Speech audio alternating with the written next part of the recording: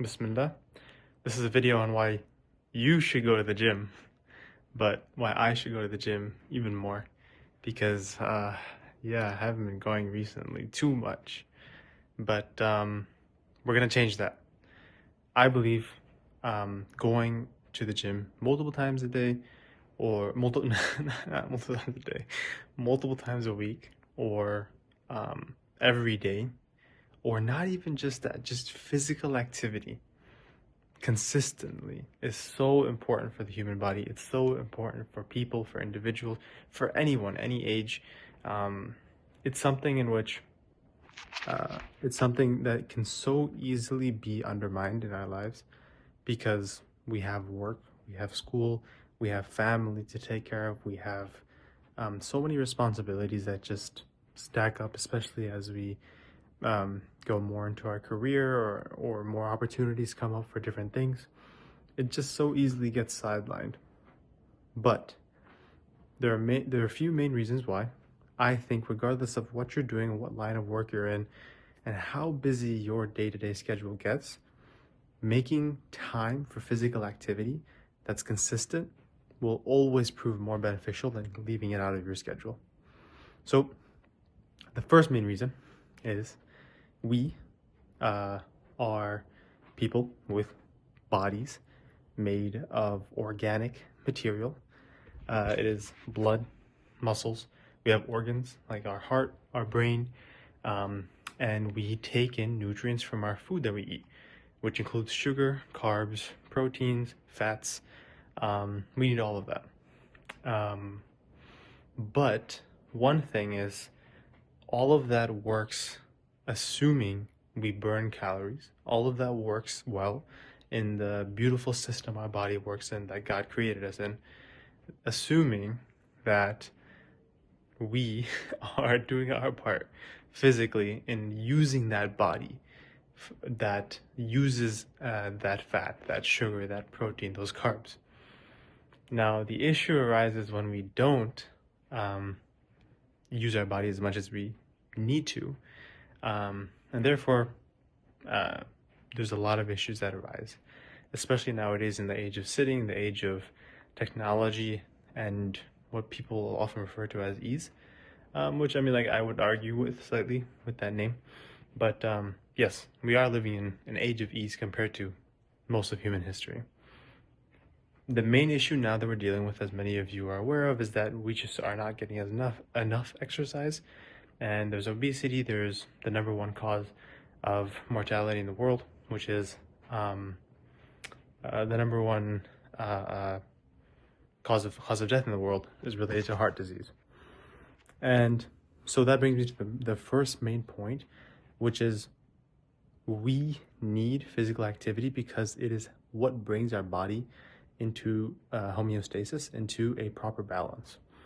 And so as a result of that, a really big benefactor or a really big benefactor or something else, a really big benefit of exercise is the natural release of hormones that go into our blood, go into our brain.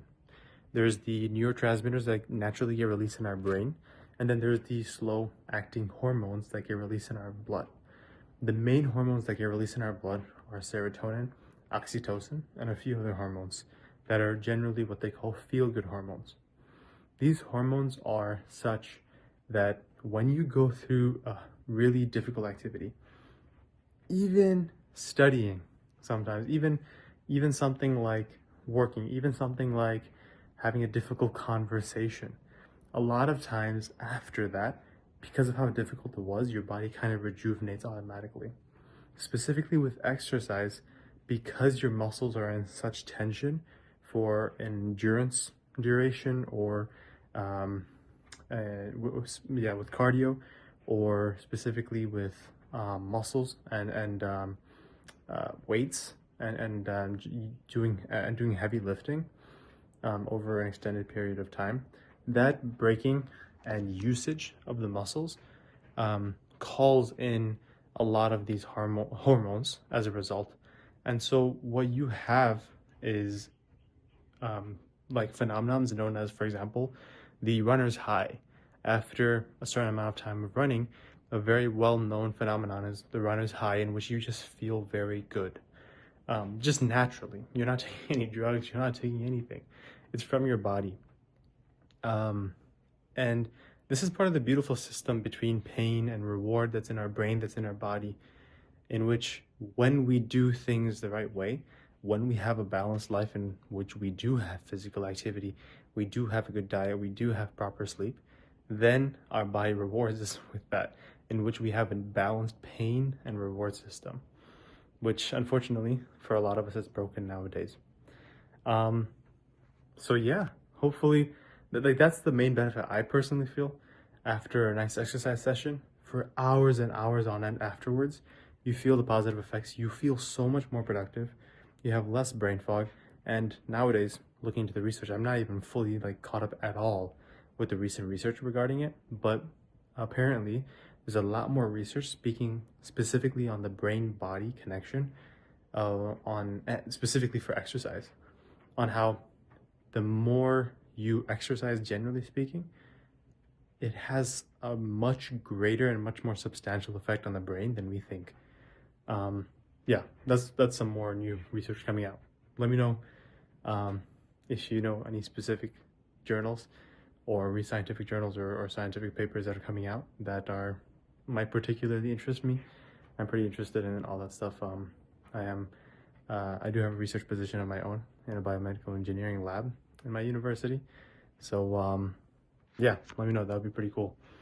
And yeah, another main reason is that it allows us to not just feel good, but it goes back to that balance as well. That it helps us come back to a balance, and not just in exercising, but also in a lot of other fields. So it becomes much easier to control our diet. It becomes much easier to sleep on time because naturally we'll feel more tired at a certain time, especially if we're habitually sleeping at that time. So what I notice is that days that I do exercise, it's much more likely that I'll sleep on time. So if I'm sleeping at 10 p.m. every day, then most likely the day that I did exercise that morning, usually I work out in the mornings, then it's much more likely that I'll feel sleepy at around 10 p.m. rather than not feeling sleepy at all. Then I'm like, oh, what do I do? So I just go on YouTube and end up not doing work and then just staying up till 12, 1, even 2 a.m., you know? But yeah, that's not good. That's a personal thing I've noticed. It's not necessarily as based on research as the other factors regarding feel-good hormones and these things. But that's what I notice. And I'd recommend you let me know if that's something you notice as well. Just so many other things just fall into place. That's actually one of the main steps I have in getting out of a rut. So for example, if I'm having a really hard time getting work done, I have a lot of projects lined up, I have a lot of things I need to get done, and it's just not getting done regardless of what I want to do or regardless of what I try doing.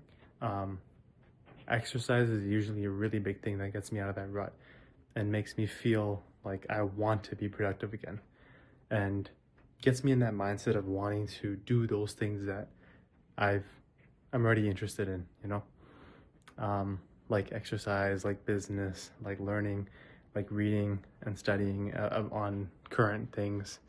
And yeah, those I'd say are the main reasons why I think every single person should have some level of exercise.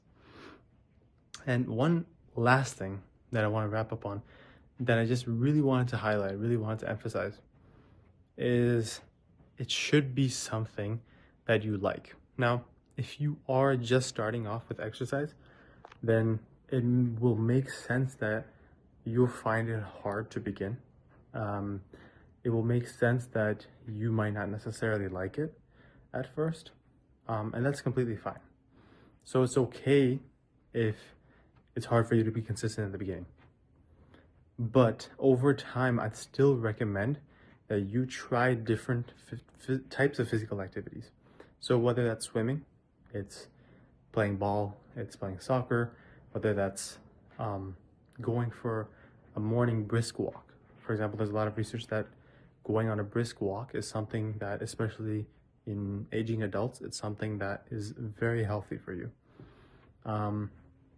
It can be hiking, especially for those who are more active. It could be biking. You know, I love biking personally. Riding a bicycle, not the other biking. I don't think that would um, burn that many calories or get your body going. I don't know, maybe going 80 miles per hour on a bike really does lose a lot of calories. I don't know. But yeah, what I'm trying to emphasize is, in this last point of mine, is just this: whatever you do as a physical activity, consistently, it's much easier to be consistent on it if you actually enjoy doing it. If you actually, let's say, find a bicycle group and then end up a few times a week going on a bicycle ride with them, like 10, 15 miles at a time, and that connection you also feel is something that can make it much more consistent for you to go on that, and to do that on a weekly basis or bi-weekly basis, because you also have that social and community aspect there as well. It's just something that my brother did, and he was super consistent in it until he moved back here and got a new job, and now he's fallen off. Um, that's part of life, but we should always try getting back onto it, because exercise is something that it makes our mind clear, makes that mind body connection much stronger, and makes everything else easier. Um, that's my opinion, and let me know what you guys think. Let me know if your guys' opinion is different on anything I said. And please feel free to reach out to me. You can find my email on my website, osmanhamid.net, OSMANHAMED.net.